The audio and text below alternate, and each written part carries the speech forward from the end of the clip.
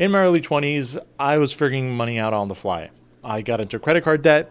I didn't know what a 401k was. I thought a checking account was the same thing as a savings account. So, if that's where you're at and you're in your 20s, this video is for you. Tip number one, avoid consumer debt. You cannot pay off monthly. So, during my undergrad and when I interned for the first time, I was getting paid close to nothing, like most interns. But still, I needed to eat, get around, buy basic stuff. That's when I opened up my first credit card. At the time, I didn't really get how credit worked. I ran up about $1,000 thinking I could just pay it off little by little, like $50 here, $75 there. But no one told me that's not how credit card interest works and that it's no joke. The average interest rate on a credit card right now is around 24%. That means if you're carrying a balance, you're getting charged hundreds over time just for borrowing money. And unless you're paying more than the minimum, that debt can follow you for years. By the time I finished undergrads, I was trying to get my career started, and I knew that the first thing I had to do was pay off that card. And I told myself that wouldn't happen again, because that $1,000 wasn't just debt, it was stress. It was me checking my balance every day, avoiding calls from the bank, feeling behind. So here's what I learned the hard way. If you're using a credit card, only charge what you already have in your bank account. And if you can't pay it off full at the end of the month, don't swipe it.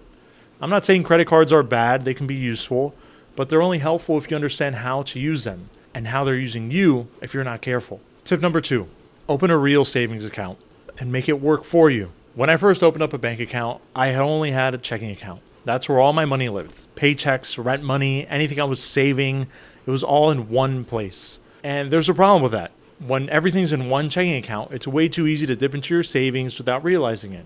I tell myself I was saving, but I was also spending from the same pot. So the balance would go up and then right back down. Eventually, I opened up a Chase savings account because that's who I banked with. But even that was a trap.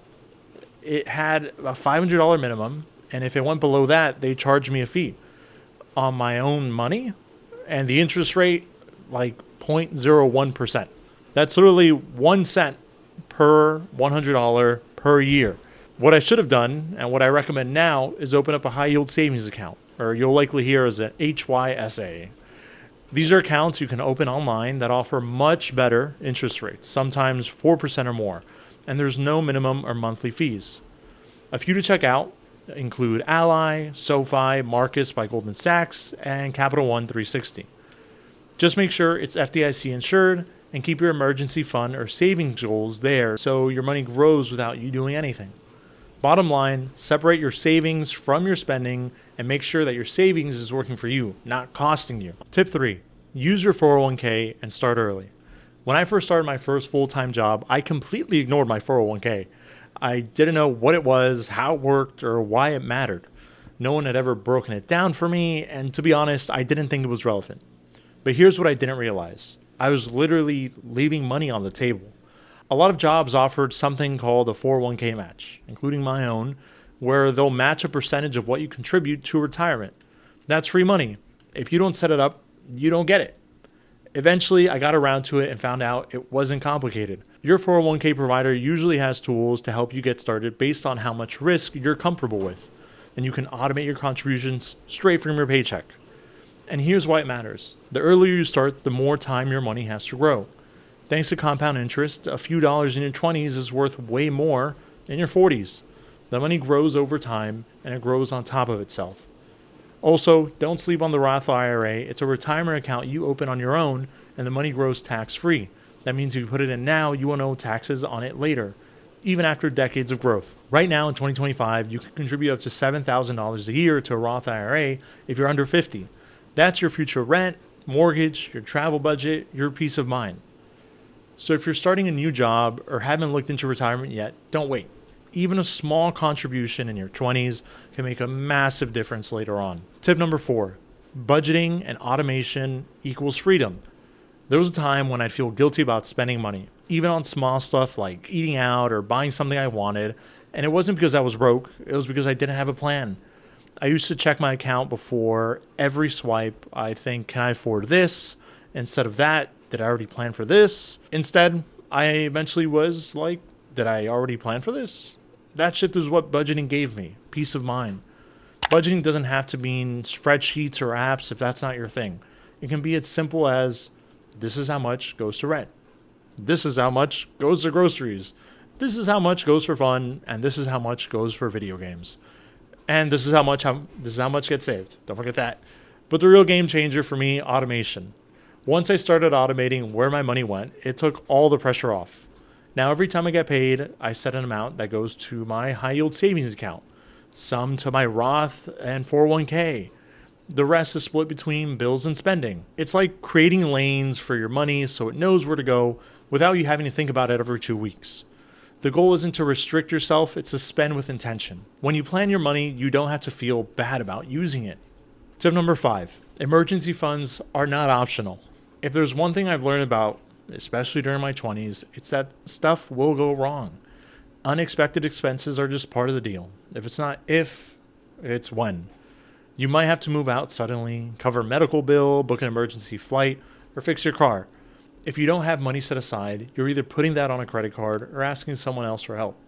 That's why building an emergency fund isn't about being financially fancy. It's about being able to give yourself some breathing room when life punches you in the face.